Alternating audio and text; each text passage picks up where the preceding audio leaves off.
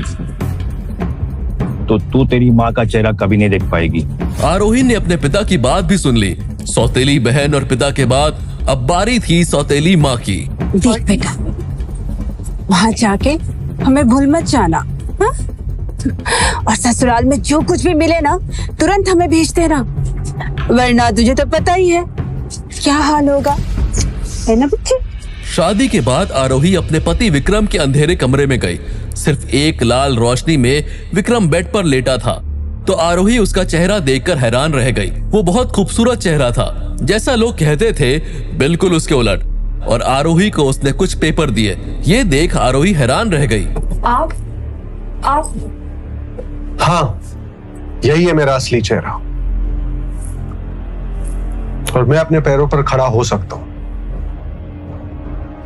ये लो, इन पेपर्स पर साइन कर दो। ये क्या है? हमारी शादी का कॉन्ट्रैक्ट, 100 दिनों का। कॉन्ट्रैक्ट? शादी का? मैं कुछ समझी नहीं। हाँ, कॉन्ट्रैक्ट। इतना सरप्राइज होने की जरूरत नहीं है, क्योंकि ये बात तुम भी जानती हो कि तुमने ये शादी ना मुझसे प्यार के लिए की है ना मैंने तुमसे। तो साइन करने में कोई प्रॉब्लम नहीं होनी चाहिए। और हाँ, फिक्र मत करो, हमारा ये कॉन्ट्रैक्ट पूरे होते ही मैं तुम्हें इतनी दौलत दूंगा कि तुम्हारी बाकी की जिंदगी बहुत ही ऐशो आराम में कटेगी। क्यों कर रहे हैं आप ये? तुम्हारी इस बात का जवाब नहीं देना चाहता मैं। और हाँ, तुमने मेरे बारे में लोगों से सही सुना। जो इंसान मुझे ज्यादा समझ नहीं आता वो इस दुनिया में ज्यादा दिन टिकता नहीं। Just sign these. डराने की कोशिश कर रहे हैं आप मुझे? कोई जरूरत नहीं है। पेपर साइन करना है ना, मैं कर देती हूँ, लेकिन डर के नहीं, अपनी मर्जी से करती हूँ। और आपने बिल्कुल सही कहा, मुझे भी आपसे शादी नहीं करनी थी, लेकिन जब ये रिश्ता आया मुझे हाँ कहना पड़ा, आपसे शादी करनी पड़ी। इसलिए मुझे कोई रकम देने की जरूरत नहीं है, मैं अपना पेट खुद पाल सकती हूँ। अब बेफिक्र रहिए। सुबह आरोही को उसकी सास इंद्रानी ने उसके मायके भेज दिया शादी के कुछ रस्म के लिए। दूसरी तरफ आरोही की बहन अनन्या आरोही के इंतजार में थी। हेलो राघव, तुम्हारी आरोही आ रही है अकेले रस्म निभाने के लिए। बढ़िया मौका है तुम्हारे पास। मायके पहुंचकर जब आरोही अपने कमरे में पहुंची तो उसके पैरों तले से जमीन सरक गई। राघव, तुम? राघव के सर पर किसी ने पीछे से जोर से वार किया। ये कोई और नहीं, विक्रम था, जो व्हील चेयर पर बैठा था। विक्रम आरोही को राघव से बचाकर अपने घर ले आया, लेकिन जब वो विक्रम के बेडरूम में जाने लगी तभी विक्रम के वफादार चरण ने उसे रोक लिया। आप अंदर नहीं जा सकती, सरकार का हुक्म है कि आप उनके बेडरूम में कभी नहीं जाएंगे। ये सुनते ही आरोही का गुस्सा मानो 7वें आसमान पे पहुंच गया, इसलिए वो अपने आप को रोक नहीं पाई और तीखी आवाज में कहा, ठीक है, नहीं जाऊंगी। मुझे भी कोई शौक नहीं ऐसे खड़ूस नक्शड़े इंसान के साथ एक ही कमरे में रहने का।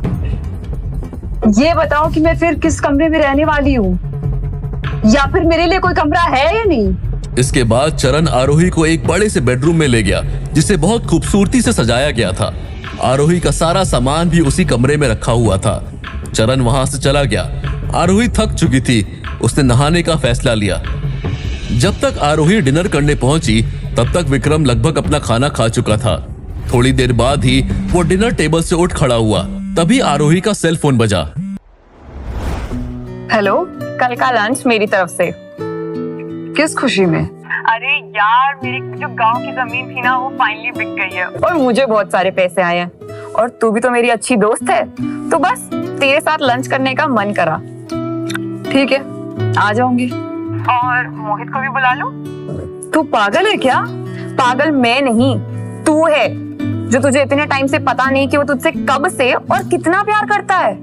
मेरी शादी हो गई है।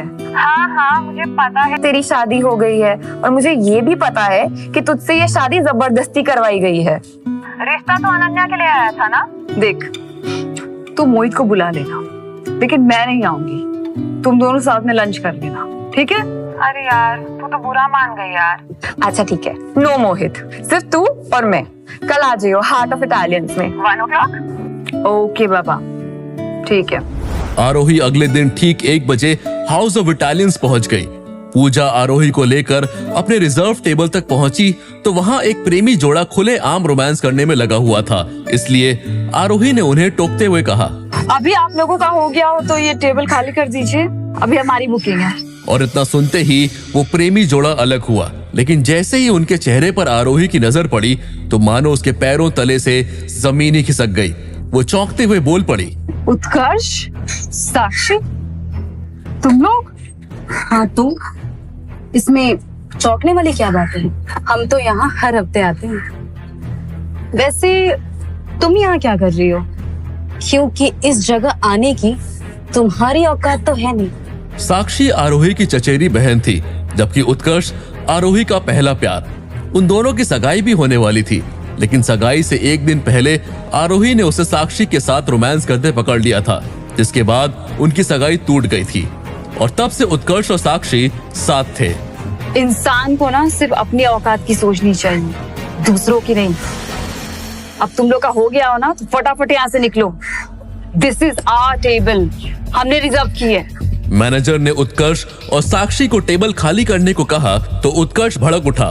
तू मुझे यहाँ से उठ के जाने को कह रहा है? मुझे भूल गया है क्या? महीने में 10 बार से ज्यादा आता हूँ यहाँ पे, लाखों रुपए खर्च करता हूँ। क्या चाहते हैं, यहाँ आना बंद कर दूं मैं? मैनेजर ऐसा कीमती ग्राहक गंवाना नहीं चाहता था। मैम आप मेरे साथ आइए, मैं आपको इससे भी बेहतर टेबल देता हूँ। हमने ये टेबल बुक कराई है, हम यही बैठेंगे। आपको सच का साथ देना चाहिए और आप हमें ही बोल रहे हैं। ये टेबल हमने रिजर्व की हुई है, इन्हें कोई और टेबल दे दीजिए ना। आप दोनों नहीं मानोगे? मतलब क्या मतलब? अभी समझाता हूँ। सिक्योरिटी!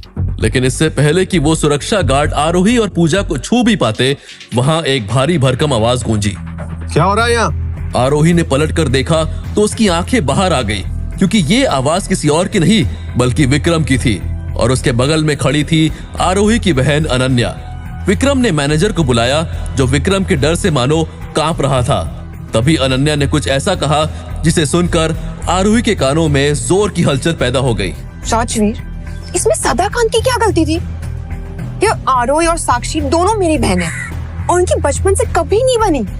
अनन्या के मुंह से विक्रम की जगह राजवीर सुनकर आरोही और भी हैरान हो गई। फिर विक्रम ने वहां खड़े एक वेटर से कहा, आज से तुम यहाँ के नए मैनेजर और यहाँ सबके लिए एक समान रूल्स है। इसके बाद जहां विक्रम अनन्या के साथ वीआईपी सेक्शन में चला गया, वहीं साक्षी और उत्कर्ष से खाली कराई गई टेबल पर पूजा और आरोही खाना खाने लगे। लेकिन साक्षी और उत्कर्ष वहां से गए नहीं थे। एक जोर का मुक्का पड़ा, जिसके 2 दांतों के साथ साथ वो खुद भी जमीन पे जा गिरा। ये मुक्का उसे विक्रम ने मारा था, जो उसे और भी मारना चाहता था, लेकिन आरोही ने उसे रोक लिया। आरोही ने विक्रम का हाथ पकड़ लिया। विक्रम भौचक्का रह गया, जबकि मौका देख के उत्कर्ष तूफान की तरह वहां से भाग खड़ा हुआ। शर्म नहीं आई तुझे अपनी बहन के बॉयफ्रेंड के साथ ये सब करते हुए? हाँ, इसके बाद मेरे राजवीर के आसपास तू दिखी ना तो तेरे पति को रिकॉर्ड करके सब भेज दूंगी, समझी? राजवीर। ये देखते ही अनन्या गुस्से, जलन और डर से भर गई, क्योंकि विक्रम ने आरोही के इस कदम का विरोध भी नहीं किया। अनन्या ने खुद से बात करते हुए कहा, राजवीर कहीं आरोही के चक्कर में तो नहीं फंस गया?